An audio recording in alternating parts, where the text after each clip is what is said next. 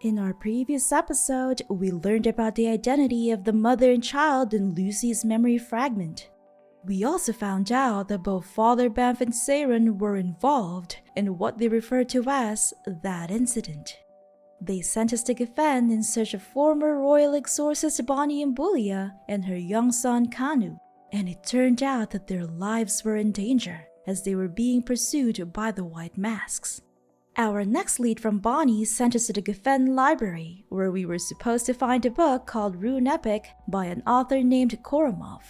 However, the library was under renovation, and the staff promised to inform us when it reopens.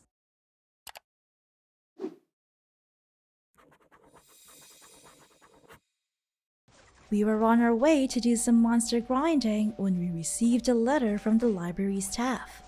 It reads, "The restoration work of Geffen Library is done, and you're welcome to come by and search the information you need anytime. We apologize for the inconvenience during the restoration. Dernero." Alrighty then, let's head back to Geffen. When we arrive at the library, we are greeted by the same monocled staff wearing formal clothes. "Greetings and welcome to Geffen Library. How may I help you?" "I'm looking for the Rune-Epic," we say. We hand him the piece of paper that Bonnie had previously given us. "This book? History books aren't very popular anymore, so it could be difficult to find. But don't worry, this is Geffen, the city of magic. Our library has been equipped with the most advanced light cataloging system in the world," he proudly tells us. "So, want to try it out?" We can either tell him, "Not now, in case we have something better to do," or, "Sure."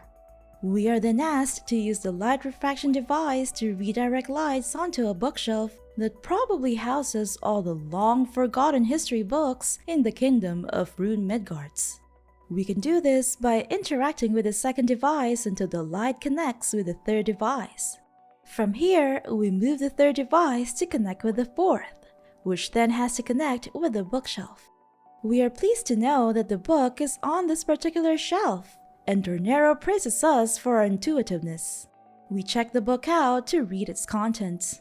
Rune-Epic, Volume 3. The Invasion of Jormungand.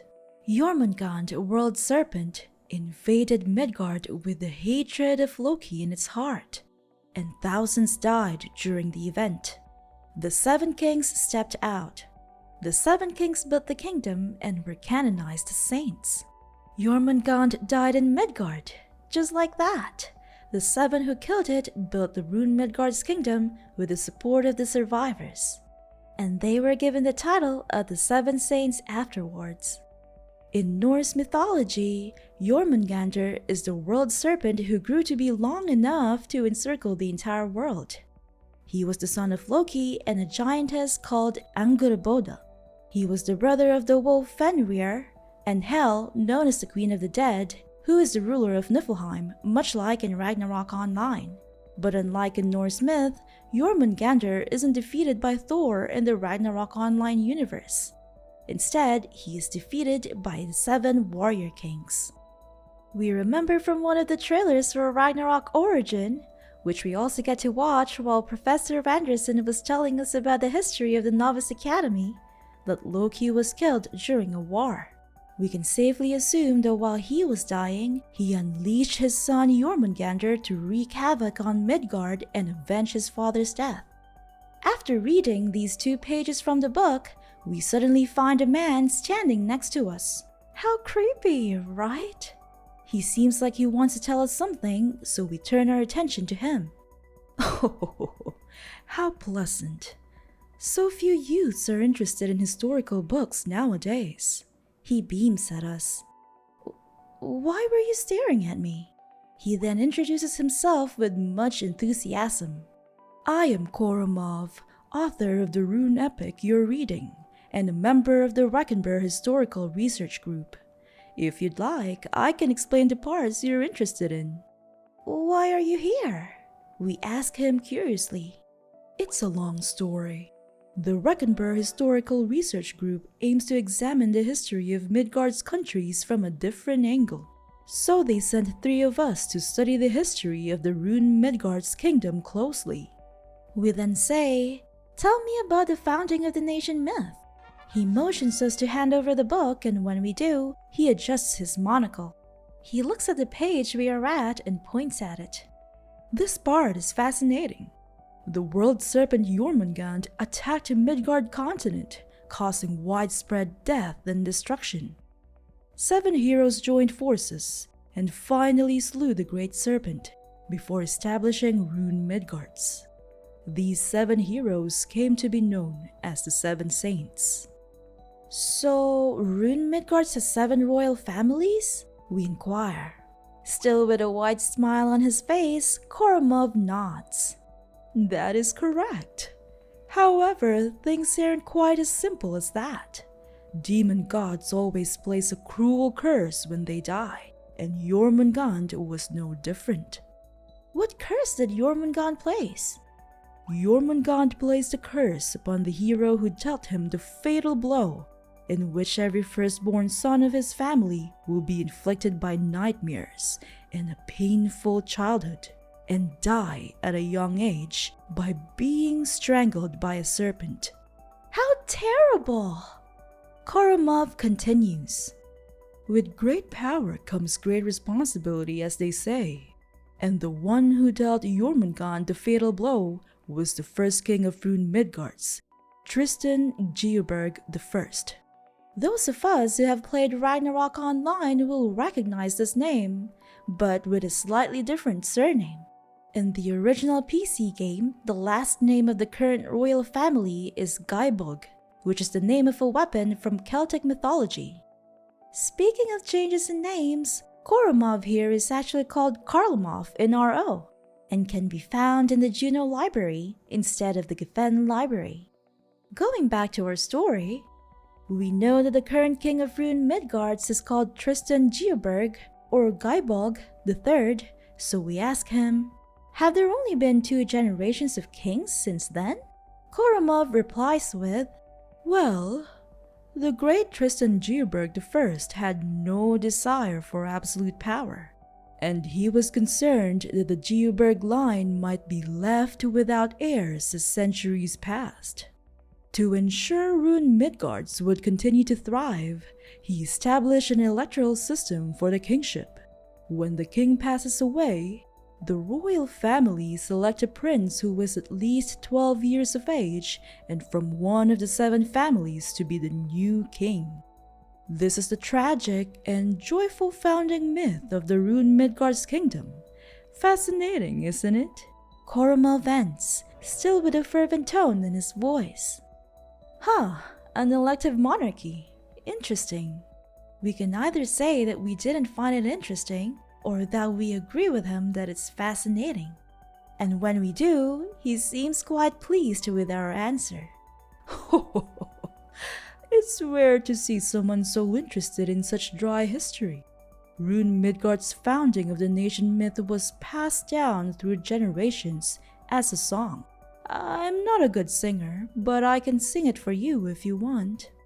I'm not sure many of you guys would like to hear this man sing, but let's do it out of the kindness of our hearts, and for the lore.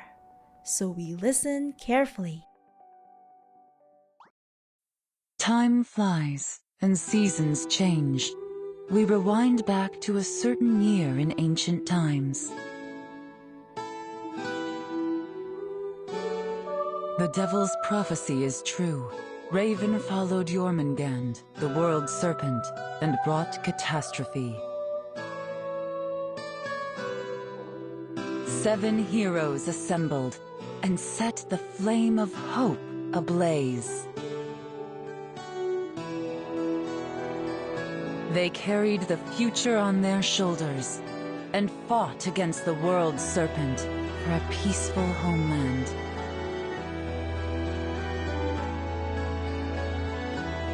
They slew the serpent and ended this nightmare. Their names were passed down for generations as the 7 Saints.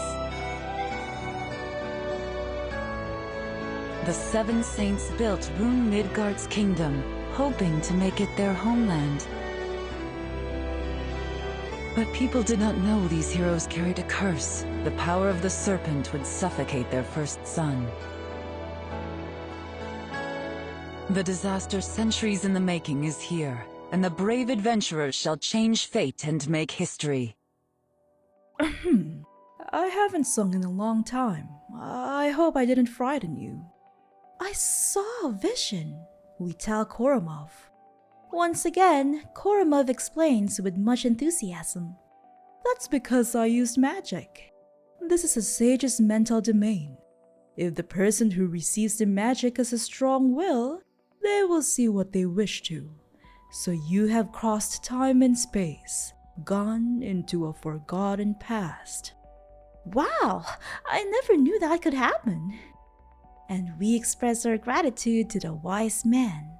Thank you for your guidance. You're welcome. I'll be here for a while. Come find me if you have any questions about history. Koromov bids us farewell. We think about the curse on the royal family that we've just learned about, and we decide to go ask Father Bamph about it. We leave the library and make our way to the nearest Kafra to avail of her teleportation service to Printera.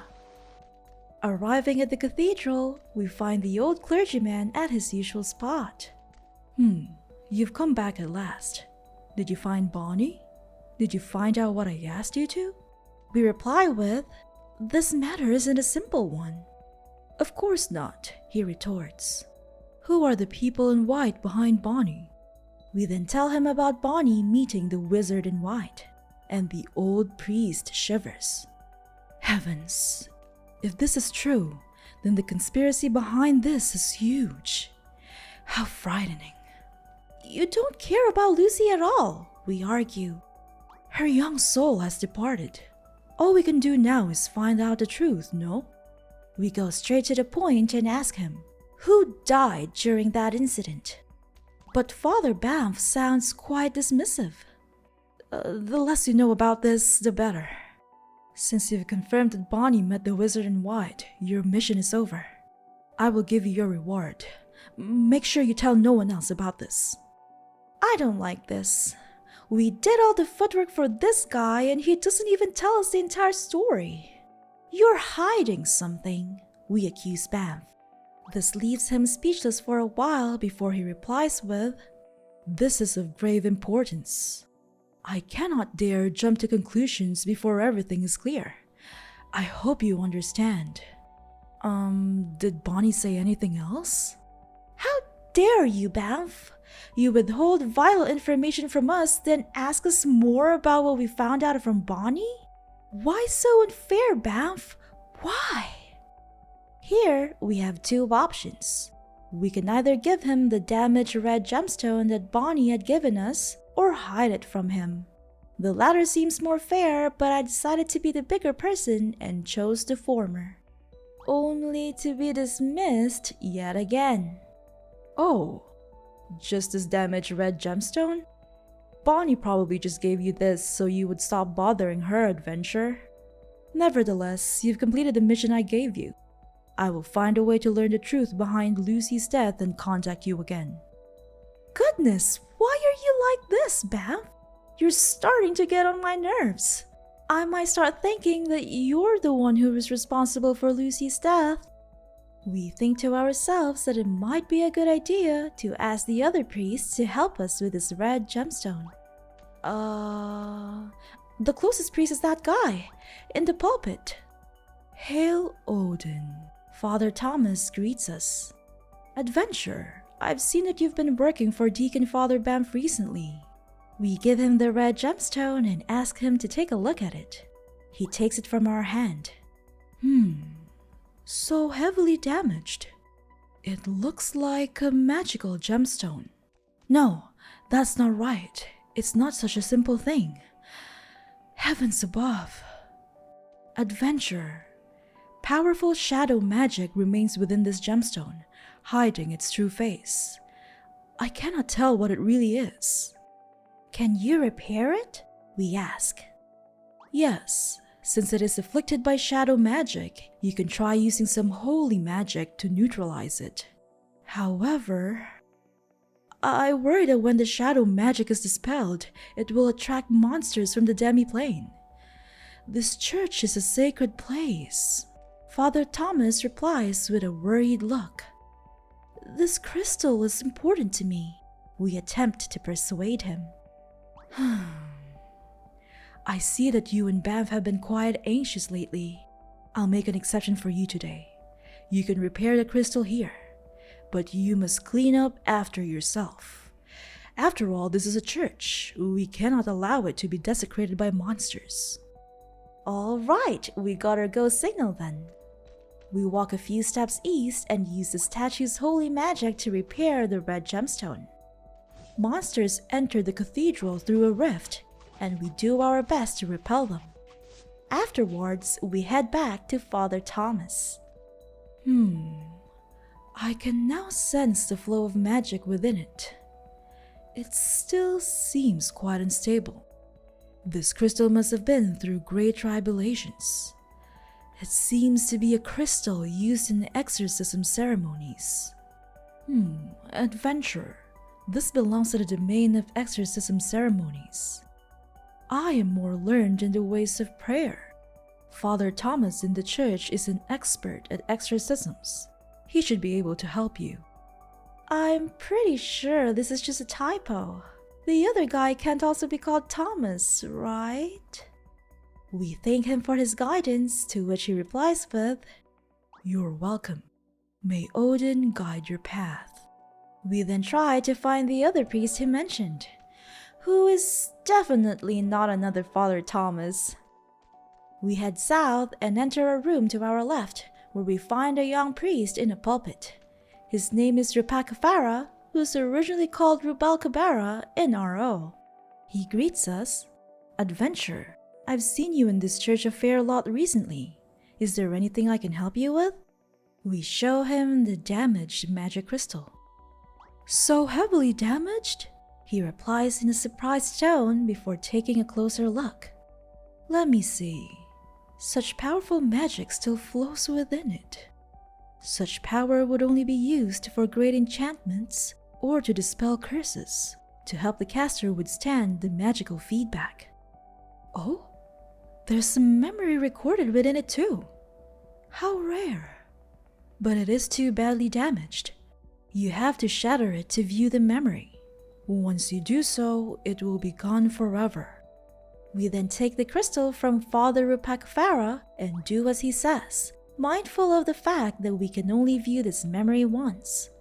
We synchronize with the broken memory crystal, and we find ourselves in Bonnie's body. This must be during her last exorcism. It seems that we have to help each of the assistant wizards to stabilize the node in order to start the exorcism. After doing so, we find that in the middle of the circle is a little prince?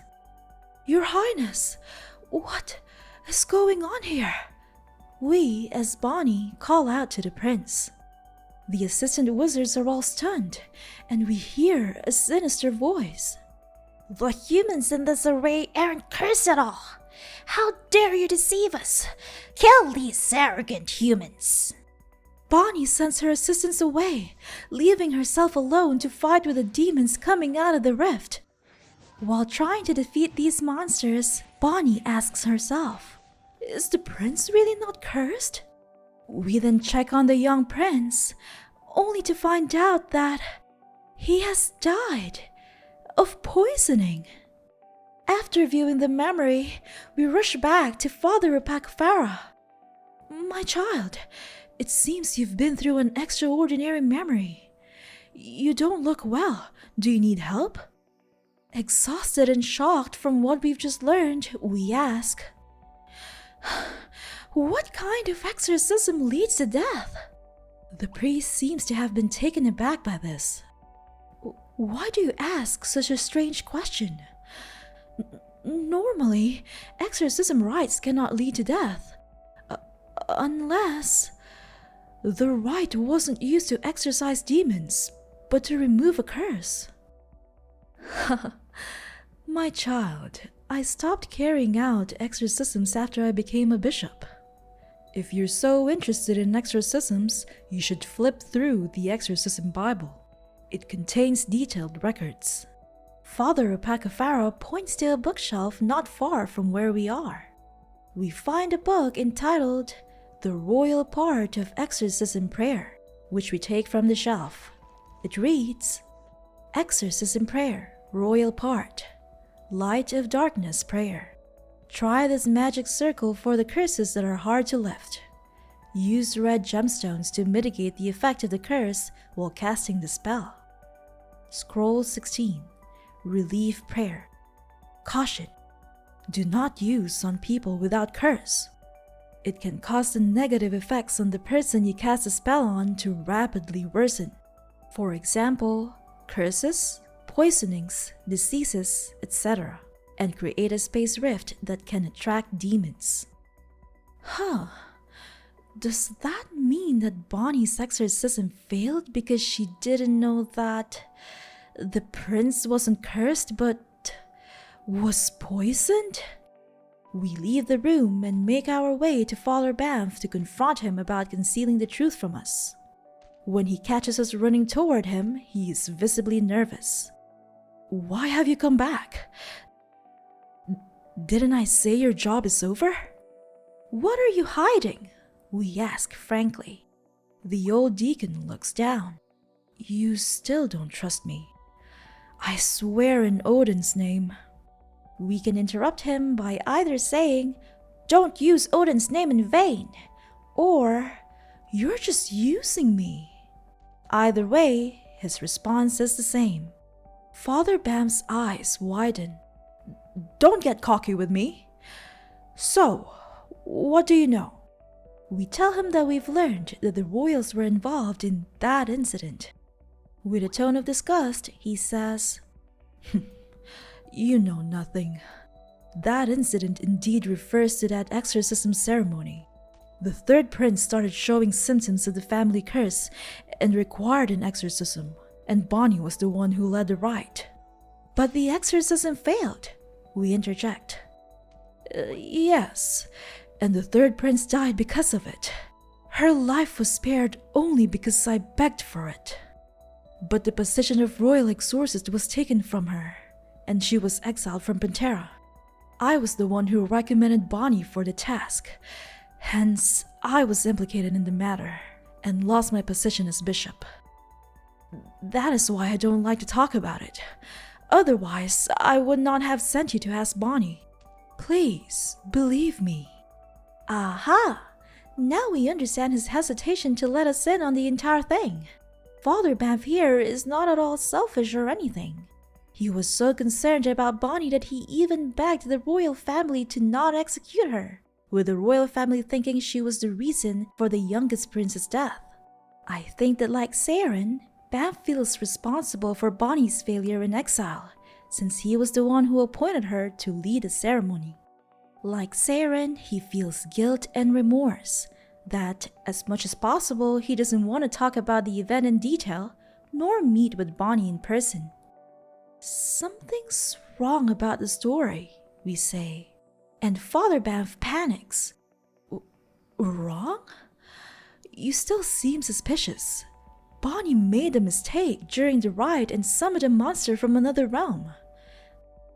The frail prince absorbed too much darkness, which aggravated the curse and killed him. We shake our head and tell Banff, no, something was wrong with the rite itself. Banff is clearly confused. But Bonnie comes from a bloodline of great exorcists, and the rite is a secret royal technique that has always been used to cure the Jormungand curse. If the third prince hadn't been cursed, we theorize. How ignorant. Banff again dismisses us. Every child in Pantera knows that the Geoberg princes of each generation always receive the Jormungand curse. It is their fate for betraying the honor of their clan. What are you talking about, Banff? The curse only befalls the firstborn son of the Geoberg family. The old clergyman's eyes widen. How did you know that? That is a royal secret. It is a capital offense to know it. We can neither reply with, someone wanted the third prince dead, or it was murder. Regardless, his response is, if it wasn't an accident, then what caused the third prince's death? Who would dare to murder a prince? Father Bamph trembles as he speaks. That's what you should be worried about. Enough! I will hear no more of this. Yes, this does have to do with the royal family, but it has nothing to do with you any longer. I will investigate Lucy's death. You should leave now. We walk closer to Banff and stare him in the eye. I will uncover the truth. And the screen fades to black. The mystery of that thing has finally been revealed. But more puzzles follow. Judging by Bonnie's message, the third prince's death is very likely due to murder.